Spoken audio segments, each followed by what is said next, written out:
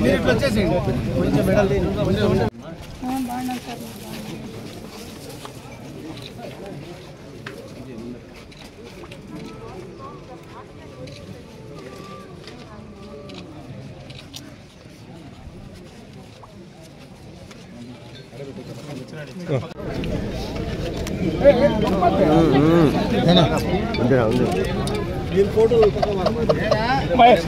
वो तभी बोला क्या रे रेडी हो गया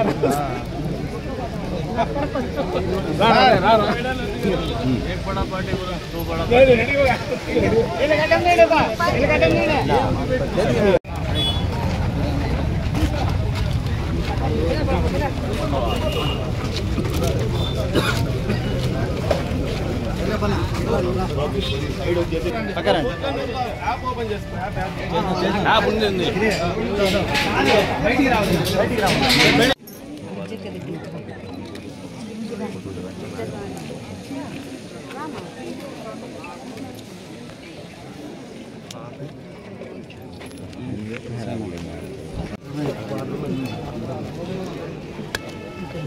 ఏమొస్తుంది నీకు ప్రభుత్వం తరఫున ఓకే గవర్నమెంట్ జాబ్ కాబట్టి గవర్నమెంట్ జాబ్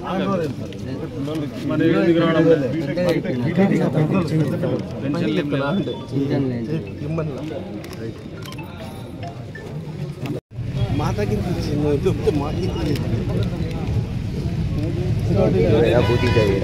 నువ్వేనా బూతించాడు సార్ 4 బూతులు మిక్సింగ్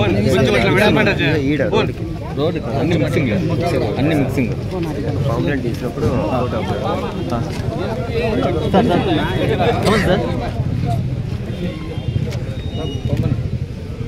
ఓకేనా ఓకేనా ఓకేనా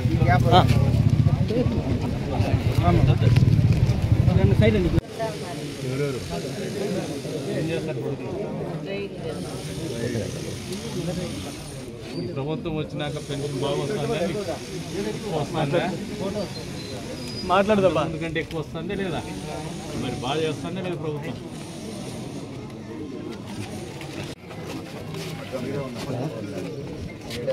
అవుట్ సైడ్స్కి అప్లై చేసుకోవచ్చు ఒకసారి వస్తే నేను అప్లై చేస్తాను సచివాలయంలో చేస్తా మళ్ళీ గ్రామం కాబట్టి 3 సెంట్లు ఇస్తారన్న ఐడెంటిటీ మీరు ఇన్వాల్వ్ కాదండి పని చేయించండి అంతే మీరు ఓనర్షిప్ తీసుకోవద్దు మా నాయకులు లబ్ధిదారుని తీసుకొస్తే మీకు వాళ్ళకి క్లారిటీగా చెప్తారు దొంగ పని చేసి మీరు పోతారు వాళ్ళు పోతారు పేదోళ్ళకి ఇంటి కొట్టాలు చేయండి మా నాయకులు తప్పు చేసినా ఎంటర్టైన్ చేయండి వాళ్ళు జెన్యున్ బెనిఫిషియరీస్ని తీసుకొచ్చి ఇవ్వమంటే ఇవ్వండి అట్లా కాకుండా వ్యాపారం చేసే ఏ నాయకులు పట్టాల వ్యాపారం చేసినా ఎంటర్టైన్ చేస్తారు మీరు పోతారు వాళ్ళు పోతారు వాళ్ళ ఖచ్చితంగా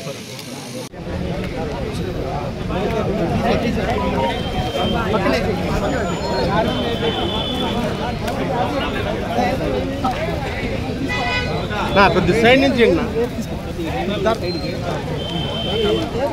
ఒకరు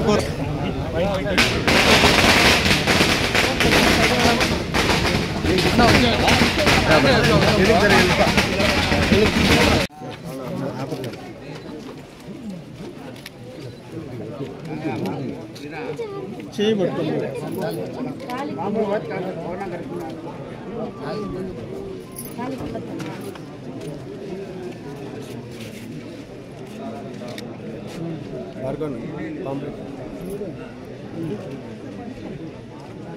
వదిలేమ్మా వదిలేమ్మా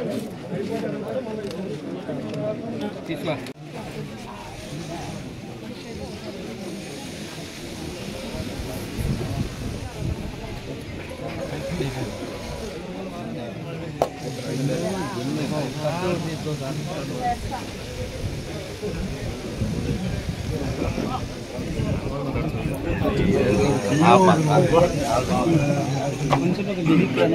సపోర్ట్ ముందు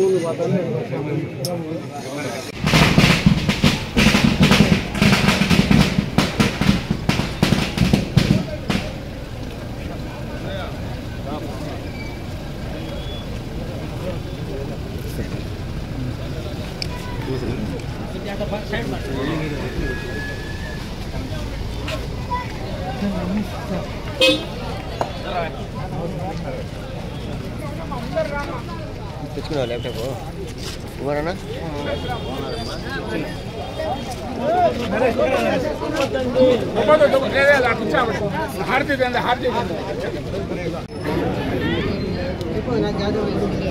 పిల్లలు ఏం చదువుతున్నారు? డిగ్రీ సమస్యలు ఏమి లేదు. 10.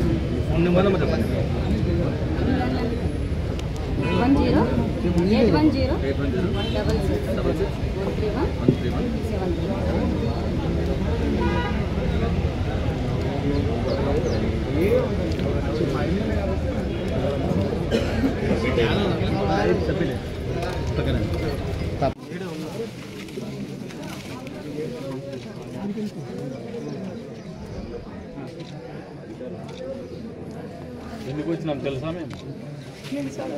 ఓట్లు అడిగి రాలా, ఓట్లు వేసినారు కాబట్టి మీకు మాకు చేయాల్సిన బాధ్యత ఉంది కాబట్టి అధికారంలో ఉన్నాం కాబట్టి వచ్చి అడుగుతాను. చంద్రబాబు నాయుడు గారు ఈ సంవత్సర కాలంలో పెన్షన్ ఇచ్చిండే దాని మేరకు 4,000 రూపాయలు పెన్షన్ ఇస్తున్నారు. వికలాంగులైతే గుడ్డోళ్ళకైతే 6,000 ఇస్తున్నారు. మొత్తం పక్కింట్లో పిల్లోడు అట్లా వాళ్ళకైతే 15,000 ఇస్తున్నారు. భారతదేశంలో ఏ ప్రభుత్వం కూడా ఇలా మన ప్రభుత్వం ఇస్తాను ఇంత డబ్బులు. తల్లికి వందనం పేరు మీద పిల్లలు ఇంటి ఎంతమంది చదువుకుంటా అంటే అంతమందికి డబ్బులు ఇస్తున్నారు. మరి గుర్తు పెట్టుకొని పర్వాలే పక్కింట్లో ఉంటారు కదా. మా బావ చదువుకున్నాడు, ఐటీఐ చేసినాడు, ఖాళీగా ఉన్నాడు, నడుము పడి సార్ కొంచెం పెన్షన్ లేదా?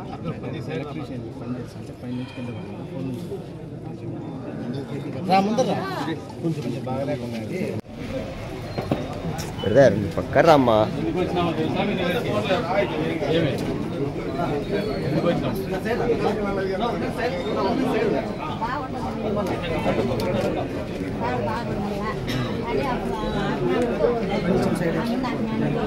ప్రభుత్వం వచ్చి సంవత్సరంలో ప్రభుత్వం నుంచి ఏమొచ్చింది?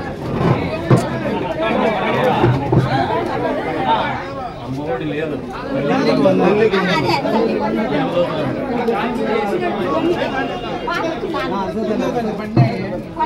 ఆధార్ కార్డు నెంబర్ ఉంది. ఏం పేరు? ఉంది. 5వ తారీఖు వస్తారు. 5వ తారీఖు కంప్లైంట్స్ ఆల్రెడీ ఉండేటువంటి సచివాలయం ఇచ్చినాము. నీకు పింఛన్ లేదు కదా?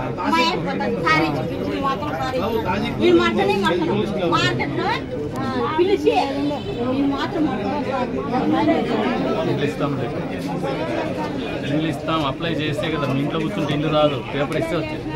ఇప్పుడు ఇల్లు ఇస్తాను.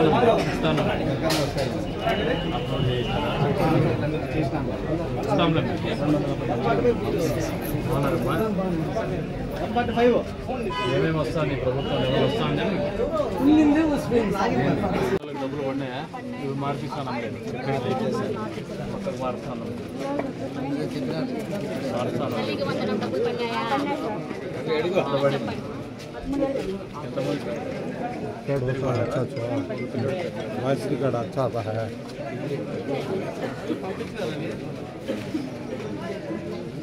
ఇంకేం వచ్చింది? అది కూడా చెప్పినాను. ఈరోజు చేస్తాను, రెండు చేస్తాను. చెప్పినాను, మీరు కూర్చొని మాట్లాడుకొని చేయించుకోండి. చేస్తాను. ఎంత పెన్షన్లు వస్తున్నాయా? ఎంత వస్తాయి? మరి అది చెప్పే వేస్తాయి. చెప్పాలి, మాట్లాడాలి. ప్రభుత్వం చేసే మంచిని 10 మందికి చెప్తే 10 కాలాల పాటు మంచి చేసే ప్రభుత్వం ఉంటుంది. దాన్ని నేర్చుకోండి. అది కళ్ళొప్పే వారం ఉంటుంది, మళ్ళీ వస్తుంది.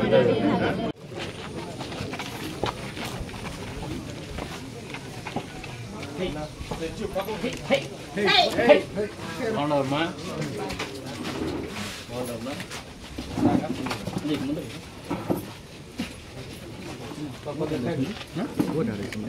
ఎందుకు వచ్చినాం?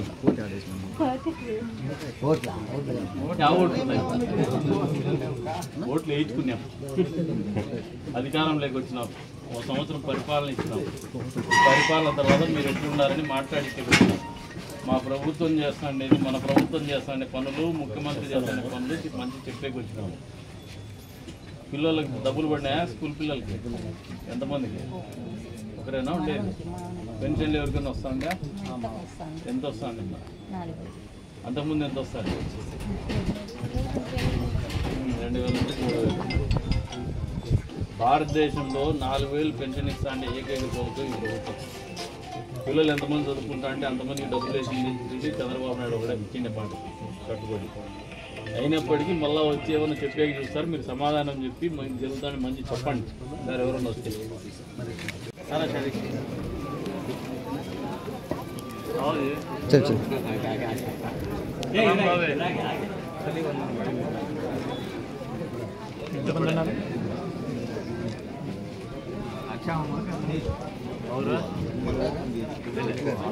गवर्नमेंट से क्या है?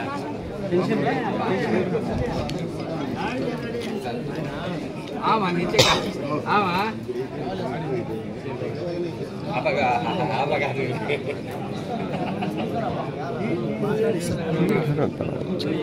एलिजिबल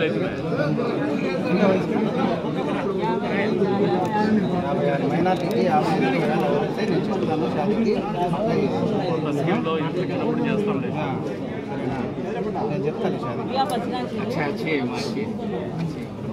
ప్రభుత్వము ఎన్నికలప్పుడు చెప్పిండే హామీల్లో తల్లికి వందన పెట్టుకున్నాము. పెన్షన్లు కూడా 4000 ఇస్తాను. ఎంతమంది పిల్లలు చదువుకుంటే అంతమంది పిల్లలకి ఇస్తారు. మొదటి సంవత్సరంలో 34,000 కోట్ల రూపాయల డబ్బులు సంక్షేమానికి ఇచ్చినాం. కానీ వైసీపీ వాళ్ళు వచ్చేసి మళ్ళీ వేరంగా చెప్పేసి చూస్తారు. మీరు కూడా అర్థం చేసుకోండి. మంచి ప్రభుత్వాన్ని పనిచేసి ముఖ్యమంత్రిని పొగొట్టుకోండి. దగ్గరికి వచ్చేసి ఈ సంవత్సర కాలంలో ప్రభుత్వం ఇచ్చిన పథకాలు మీకు చెప్పాలా, డబ్బులు ఏమేమి వచ్చినాయి, అదే రంగా రాష్ట్రానికి ఏం మంచి చేసినామో తెలియజెప్పేకి వచ్చినాం. మీ దగ్గర ఏమైనా ఇబ్బందులు ఉండి మీరు ఏదైనా చెప్పేటి ఉంటే ప్రభుత్వం ఆచరించేటప్పుడు కూడా తెలియజెప్పేకి కూడా వచ్చినాం.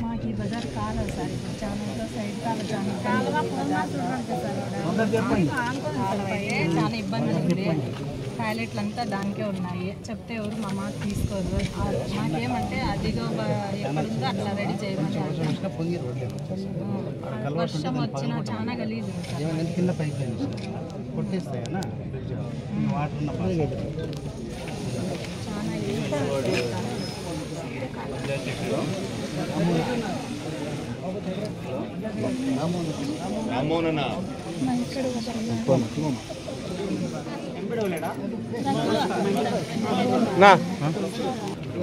ప్రోగ్రామ్ అయిన తర్వాత మీరు కూర్చొని డ్రైనేజ్ సమస్యని అడ్రస్ చేయండి. మీరు నాయకులు ఆయనతో కూర్చొని మీకు ఇవన్నీ పంచాయతీ సెక్రటరీ కూర్చొని దీన్ని అడ్రస్ చేసి ఎట్లా జరుగుతుంది డ్రైనేజ్ సమస్య రిజల్ట్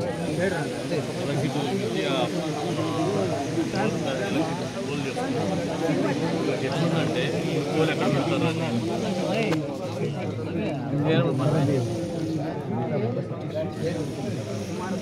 అదే చెప్తాండి. చాలా ఉండాలా పోలు కరెంటు కావాలా మా ఇంటి ముందర పోలు ఎక్కడైతే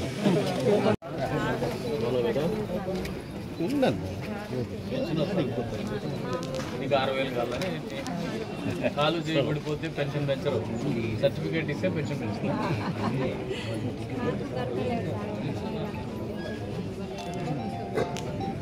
అది రిలీజ్ అయినప్పుడు మళ్ళీ ఒకసారి అయిపోయింది కాదు. ఇప్పుడు వస్తుంది కదా, మొదలు పెడతారు కదా, అప్పుడు కనపడదు.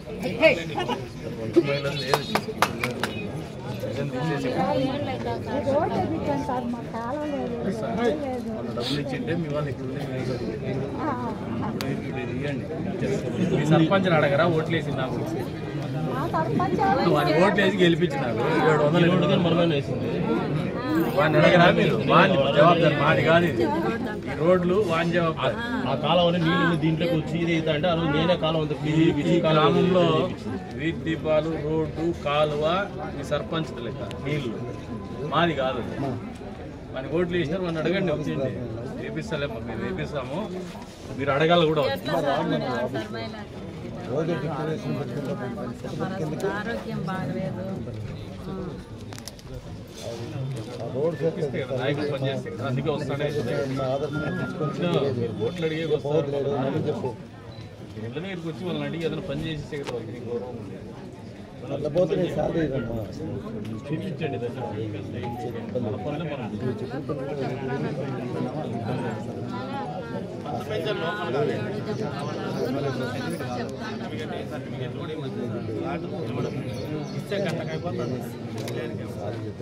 ఇప్పుడు నీకు హెల్త్ బాగాలేదు కదా, సదరన్లోకి పోయి సర్టిఫికేట్ తీసుకోవచ్చు. దాని ప్రకారం దాని మీద కొత్త పెన్షన్ రిలీజ్ అయినప్పుడు పెన్షన్ ఇప్పిస్తుంది. సరేనా? మీకు ఎట్లా ఆరోగ్యం బాగాలేదు వాస్తవమే కదా, కాసిన పోయేటప్పుడు చెప్పు, డాక్టర్ ఫోన్ చేపిస్తాను. సరేనా?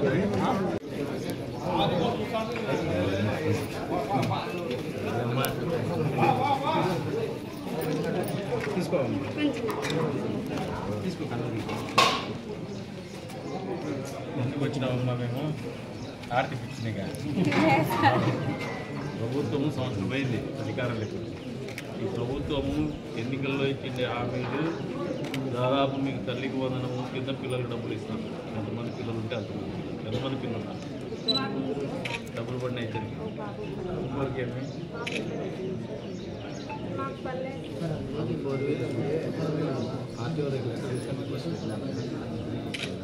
5వ తారీఖులో పడతాయి. రెండోది పెన్షన్లు ఎవరికైనా వస్తున్నాయి, ఎంత వస్తుంది? అంతకుముందు ఎంత ఇస్తాను? ఆ 3000 కూడా 5 సంవత్సరాల పరిపాలన లాస్ట్ సంవత్సరంలో ఇచ్చినారు. 250 సంవత్సరాలు పెట్టుకుంటారు. మీకు ఇచ్చిన మాట మేరకు 4000 పెన్షన్ ఇస్తాను మొదటి తారీఖు. అంతకుముందు ఎప్పుడు మాట చెప్పినాం 3 నెలల ముందు అని చెప్పేసి ఆ 3 నెలలు కూడా పెంచి 7000 మొదటి నెలలో ఇచ్చినారు. వాస్తవమే కదా. ఇంత డబ్బు ఎప్పుడన్నా ప్రభుత్వాలు కానీ ముఖ్యమంత్రి గారు చేసి చూసినారు. ఈ ప్రభుత్వం చేస్తానని ముఖ్యమంత్రి చేస్తారు.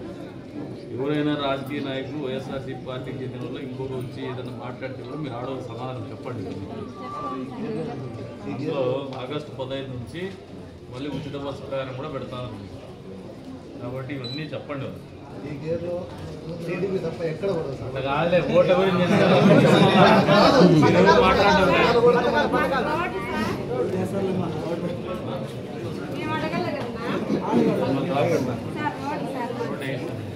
సర్పంచ్ అడగరా? ఇప్పుడు మనం ఇల్లు చేసినప్పుడు ఇటు నుంచి అక్కడ వర్షాలు వేసినాం. ఇది వచ్చేసి అడ్డం పడి అప్పుడు కోమరెడ్డి మాట్లాడితే భార్య భర్త అడ్డం పడి పిల్లలు కూడా అనుకున్నారు.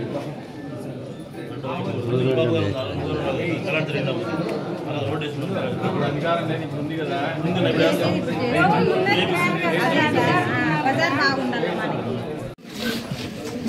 కూటమి ప్రభుత్వం ఏర్పడి సంవత్సరమైనటువంటి సందర్భంగా ముఖ్యమంత్రి చంద్రబాబు నాయుడు గారి ఆదేశాల మేరకు ఏదైతే సుపరిపాలనలో తొలేడుగు 4.1 సందర్భంగా ఈ రోజున కుమ్మరవాళ్ళపల్లి గ్రామంలో పర్యటించడం జరుగుతుంది. అంతకుముందే మన ఇంటికి మన ఎమ్మెల్యే కార్యక్రమాన్ని చేస్తాను నేను ఈ కాన్స్టిట్యూన్సీ. అప్పటి నుంచి ఇప్పుడు చూస్తా అంటే ఏ ఇంటికి పోయినా సంతోషమే కనపడుతుంది. కొంతమందిలో మాత్రం భయం కనపడుతుంది, దుఃఖం కనపడుతుంది.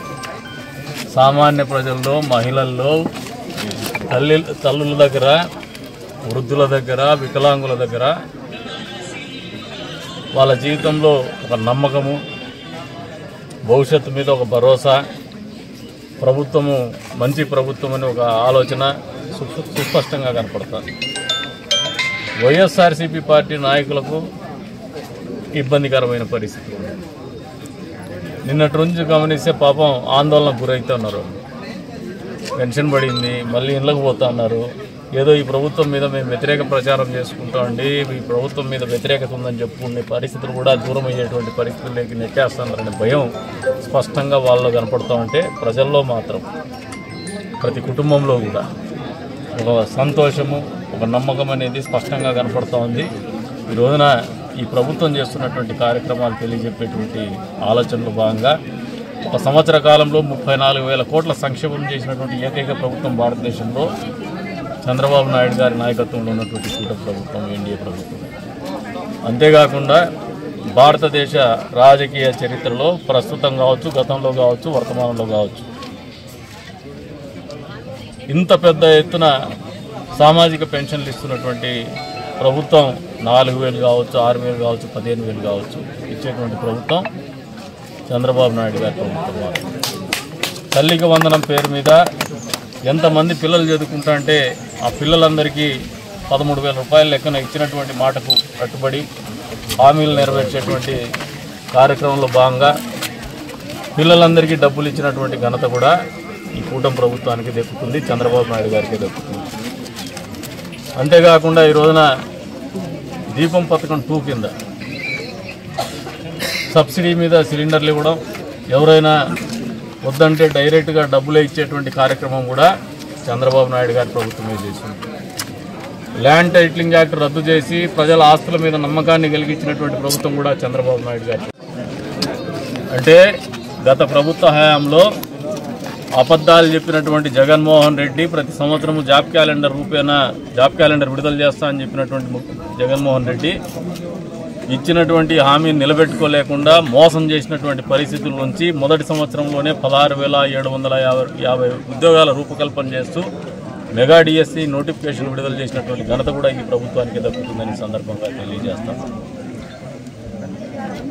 అన్ని రకాలుగా అస్తవ్యస్తమైనటువంటి పరిపాలన కావచ్చు, ఆర్థిక సంక్షోభాన్ని కావచ్చు గట్టెక్కించుకుంటూ అభివృద్ధిని ముందుకు తీసుకుపోతూ సంక్షేమాన్ని కూడా అమలు చేసేటువంటి పరిస్థితిలో రాష్ట్రాన్ని గాడి తప్పినటువంటి పాలనని గాడిలో 1 సంవత్సర కాలంలో పెట్టిన తర్వాతే ప్రజల దగ్గరికి వస్తున్నటువంటి పరిపాలనని ప్రజలు మనస్ఫూర్తిగా ఆశీర్వదిస్తున్నారు, అర్థం చేసుకుంటున్నారని చెప్పేసి కూడా ఈ సందర్భంగా తెలియజేస్తున్నాం. అందులో భాగంగానే వాళ్ళు చెప్తున్నారు, ఈ ప్రభుత్వం ఉండాలా, చంద్రబాబు నాయుడు గారు ముఖ్యమంత్రిగా ఉండాలా, అంతే స్థాయిలో నిరుద్యోగులు నారా లోకేష్ గారు ఆలోచన చేస్తున్నటువంటి ఏదైతే మెగా డిఎస్సి నోటిఫికేషన్ కావచ్చు, అదే రంగా విద్యార్థుల పట్ల చదువు పట్ల ఆయన చూపిస్తున్నటువంటి శ్రద్ధ కావచ్చు. పిల్లల దగ్గరికి పోయాం నిన్నటి రోజున గ్రామాల్లో పర్యటిస్తూ, వాళ్ళ మెనూ చూసినప్పుడు, వాళ్ళ ఫుడ్ స్టాండర్డ్ చూసినప్పుడు నిజంగా పిల్లల్లో కూడా ఒక సంతోషం ఉంది. అంతకుముందు ముద్దగా అన్నం ఉండేటువంటి అన్నాన్ని ఈరోజు సన్నబియ్యం ఇచ్చేసి పిల్లలు పౌష్టికాహార లోపం లేకుండా చూస్తున్నటువంటి పరిపాలన, అటువంటి చదువులు చెప్పిస్తున్నటువంటి ఘనత, అటువంటి ఆహారాన్ని అందిస్తున్నటువంటి ఘనత కూడా ఈ ప్రభుత్వానికి దక్కుతుంది, నారా లోకేష్ గారికి దక్కుతుందని సందర్భంగా తెలియజేస్తారు. అంతేకాకుండా దాదాపు కిలోల కొద్దీ పుస్తకాలు మోసేటువంటి పరిస్థితుల నుంచి వాళ్ళు కాపాడినారు. వంగిపోకుండా నిటారుగా నిలబడి చదువుకునేటువంటి పరిస్థితులు కల్పించినది కూడా నారా లోకేష్ గారి ఆలోచనే. ఇంత సుస్పష్టమైనటువంటి విప్లవాత్మకమైనటువంటి మార్పులు కూడా విద్యా వ్యవస్థలో తీసుకొచ్చిన తర్వాత కూడా వాళ్ళకి ఏదైతే యూనిఫామ్స్ కావచ్చు, షూస్ కావచ్చు, అకాడమిక్ ఇయర్ స్టార్ట్ అవుతూనే, అడ్మిషన్ స్టార్ట్ అవుతూనే అందించినటువంటి ఘనత కూడా ఈ ప్రభుత్వానికి దక్కుతుంది, విద్యాశాఖ మంత్రి నారా లోకేష్ గారికి దక్కుతుంది.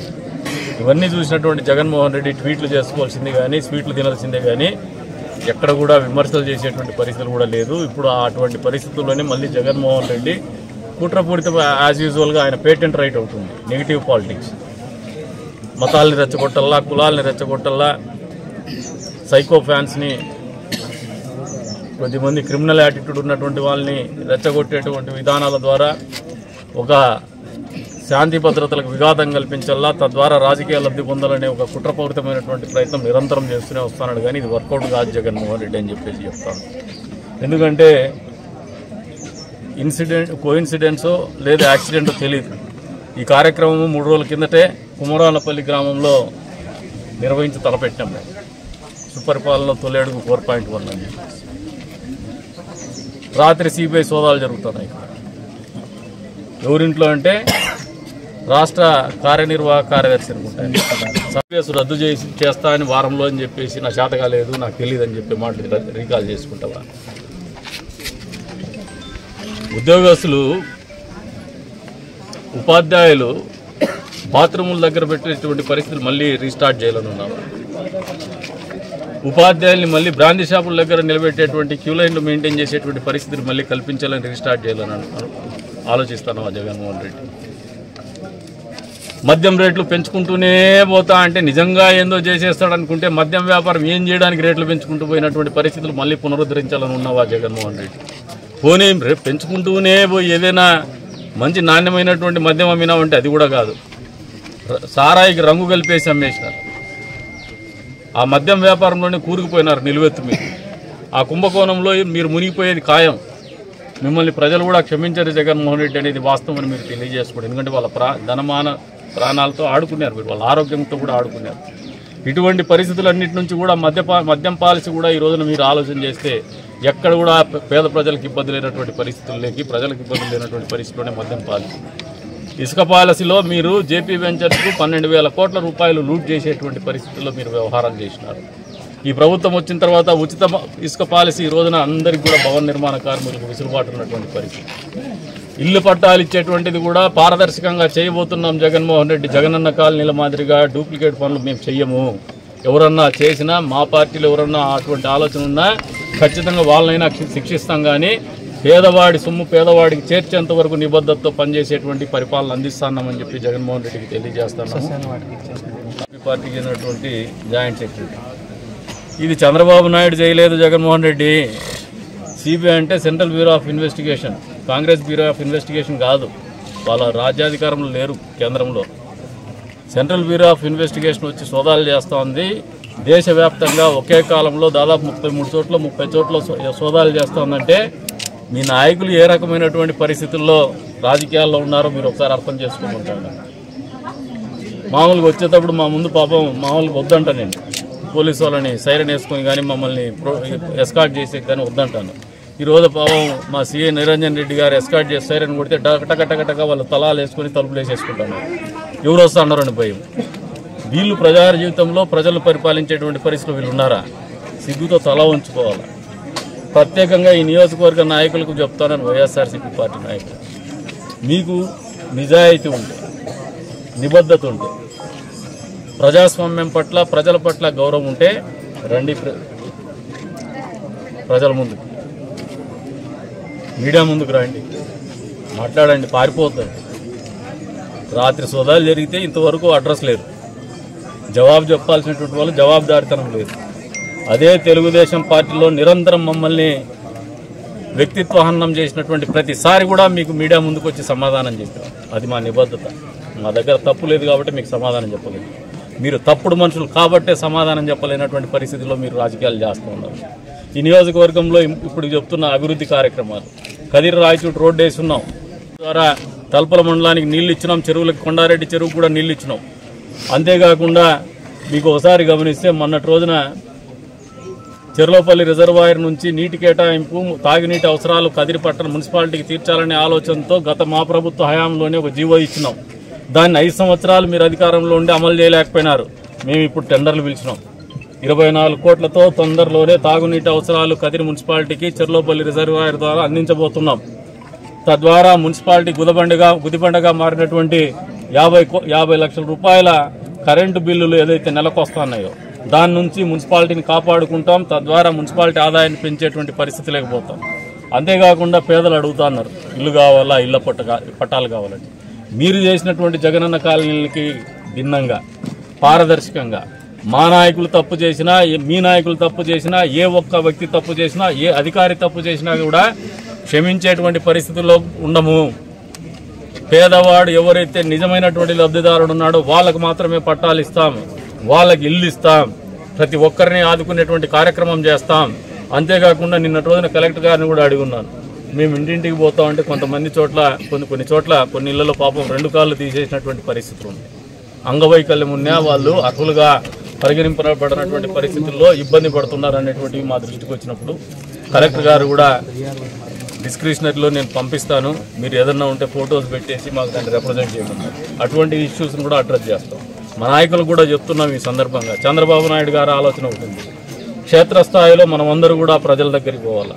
ఈ ప్రభుత్వం ఇంత మంచి చేస్తూ ఉంటే 34,000 కోట్ల రూపాయలు వెచ్చిస్తూ ఉంది సంవత్సరానికి. గతంలో ఏ ప్రభుత్వం ఇంత స్థాయిలో డబ్బులు వెచ్చించేలా ప్రజా సంక్షేమానికి 10,000 కోట్ల రూపాయలు తల్లికి వందనం డబ్బులు ఇచ్చింది. పెన్షన్ల, సామాజిక పెన్షన్లు భారతదేశ రాజకీయ చరిత్రలో ఎప్పుడు కూడా ఇవ్వనటువంటి స్థాయిలో పెన్షన్లు ఇచ్చేటువంటి కార్యక్రమం చేస్తోంది. ఇచ్చినటువంటి హామీ మేరకు హామీకి కట్టుబడి ఇవన్నీ కూడా ఆర్థికంగా సౌలభ్యం ఉండి చేయలా. ఆర్థికంగా ఇబ్బందులు ఉన్నప్పటికీ, జగన్మోహన్ రెడ్డి వ్యవస్థల్ని కుప్పకూల్చినప్పటికీ, ఆర్థిక వ్యవస్థని కుదేలు చేసినప్పటికీ అన్నిటినీ సరి చేసుకుంటూనే పోలవరానికి 12,500 కోట్ల రూపాయలు కేంద్ర నిధులు తీసుకొచ్చి 2027 కల్లా పోలవరం పూర్తి చేయాలనే పట్టుదలతో ముందుకు పోతుంది. ప్రభుత్వం చేసి తీరుతుందని చెప్పేసి కూడా సందర్భంగా తెలియజేస్తారు. అంతేకాకుండా ఆగిపోయినటువంటి అమరావతి, రాజధాని లేనటువంటి రాష్ట్రాన్ని మళ్ళీ పనుల్ని పునఃప్రారంభించి మళ్ళీ ప్రధానమంత్రి గారితోనే దాన్ని రీస్టార్ట్ చేయించి పరుగులు పెట్టించేటువంటి పరిస్థితుల్లో భవిష్యత్తులో ఒక ఆర్థిక రాజధానిగా అమరావతిని అపరూపమైనటువంటి రాజధానిగా అమరావతిని తీర్చిదిద్దేటువంటి కార్యక్రమం కూడా పరుగులు పెడతా ఉంది. ఇదంతా ఈ రాష్ట్ర అభివృద్ధి కోసం చేస్తున్నటువంటి కార్యక్రమం. రోడ్ల మీద గుంతలకు మట్టేయలేనటువంటి పరిస్థితుల్లో గత పాలకులు జగన్మోహన్ రెడ్డి గారి ప్రభుత్వంలో కనిపించినాయి. ఈ రోజున ప్రభుత్వం రాగానే మొదటగా చేసింది ఏమంటే రోడ్ల గుంతలు పూడ్చినటువంటి పరిస్థితులు. అంతే స్థాయిలో గ్రామీణ ప్రాంతంలో రోడ్డు సౌకర్యం లేనటువంటి పరిస్థితుల్లో కొత్త రోడ్లని ఈ నియోజకవర్గంలో 23 కోట్ల రూపాయలు వెచ్చించి మరీ రోడ్లు వేసినాం. హైవేస్ అయితే గత పాలకుల హయాంలో బైపాస్ రోడ్డు మా ప్రభుత్వ హయాంలో వస్తే 5 సంవత్సరాలు కూడా వాడుకలోకి తీసుకురాలి. బహుశా ప్రజల్లో ఒక ప్రశ్నార్థకం ఉండొచ్చు, సంవత్సరం అయింది కదా మీరు ఎందుకు చేయలేదని. వాళ్ళకి జవాబు చెప్తున్నాం. ఏదైతే ఆ రోజున పవర్ గ్రిడ్ కార్పొరేషన్ లిమిటెడ్ వాళ్ళ ద్వారా అలైన్మెంట్లో ఏదైతే తేడా ఉందో టెక్నికల్గా అది సరి చేయలేదు వాళ్ళు. మేము రాగానే ఈ సంవత్సర కాలంలో వాళ్ళతో 3 మీటింగులు పెట్టేసి సరి చేసినాం. తొందరలోనే ఈ నియోజకవర్గంలో కదిరి మున్సిపాలిటీలో ట్రాఫిక్ సమస్య తీర్చబోతున్నాం, బైపాస్ని పునరుద్ధరించడం ద్వారా పూర్తి చేయడం ద్వారా అని చెప్పేసి కూడా ఈ సందర్భంగా తెలియజేస్తున్నాం. త్వరలో అంటే సంవత్సరాలు కాదు, ఇంకొక 1-2 నెలల కాలంలోనే ఖచ్చితంగా వాడుకలకి తీసుకురాబోతున్నామని చెప్పేసి కూడా ఈ సందర్భంగా తెలియజేస్తున్నాం. అంతేకాకుండా కోనేరు మీద కూడా విమర్శలు ఉన్నాయి. ఈ రోజున కోనేరు గురించి కూడా చెప్తున్నాం. ఆగమ శాస్త్రంలో అత్యుత్తమైనటువంటి ఆర్కిటెక్ట్తోనే తొందరలోనే డిజైన్స్ ఫైనల్ చేయమని చెప్పుకున్నాం. మేమెందుకు చేయలేదు సంవత్సర కాలంలో అంటే వాళ్ళు చేసినటువంటి పని నచ్చక ఎవరైతే పూజారులు ఉన్నారో, ఆలయ అర్చకులు ఉన్నారో వాళ్ళు కూడా ఆగమ శాస్త్రం ప్రకారం అది నిర్మింపబడలేదు, అరిష్టంగా ఉందన్నందుకే మేము దాన్ని ముందుకు తీసుకోలేదు. కానీ వేరే ఇతరత్ర ఇబ్బందులు కానీ లేదు, ప్రజలకు ఇబ్బంది కలిగించేటువంటి పరిస్థితులు కానీ లేదని చెప్పేసి కూడా ఈ సందర్భంగా తెలియజేస్తున్నాం. దానికి కూడా వచ్చే రోజుల్లోనే కొన్ని రోజుల వ్యవధిలోనే మీ ముందుకు ఫుల్ ఫ్లెడ్జ్డ్గా ప్రాజెక్ట్ రిపోర్ట్తో పాటు కోనేరు కూడా మేము తీసుకొస్తామని చెప్పేసి కూడా ఈ సందర్భంగా తెలియజేస్తున్నాం. ఇన్ని రకాలుగా ఆలోచన చేసేటువంటి ప్రభుత్వము ఇప్పుడు రాష్ట్రంలో కొలువుదీరి ఉంది. గతంలో భిన్నంగా నిరంతరం ప్రజలతో ఉండేటువంటి ఆలోచన విధానంతో ఈ ప్రభుత్వం పరిపాలిస్తూ ఉంది. పారదర్శకత అనేది నాయకుల దగ్గర నుంచి కార్యకర్తల దగ్గర నుంచి ప్రభుత్వ పరిపాలనలో ప్రతి అడుగులో కనిపించే విధంగానే ప్రభుత్వం పరిపాలన చేస్తూ ఉందని చెప్పేసి కూడా ఈ సందర్భంగా తెలియజేస్తున్నాం. ఆ దిశగానే చంద్రబాబు నాయుడు గారి ఆలోచన విధానం మమ్మల్ని అందరినీ నడిపిస్తోందని చెప్పేసి కూడా ఈ సందర్భంగా తెలియజేస్తున్నాం. వచ్చే రోజుల్లో ఈ ప్రభుత్వం అనేది అభివృద్ధి కానీ సంక్షేమం కానీ కుంటుపడనీయకుండా చేసేటువంటి పరిస్థితులు పోతున్నాం. ఇక జగన్మోహన్ రెడ్డి చెప్తున్నాడు రీకాల్ చంద్రబాబు నాయుడు మేనిఫెస్టో.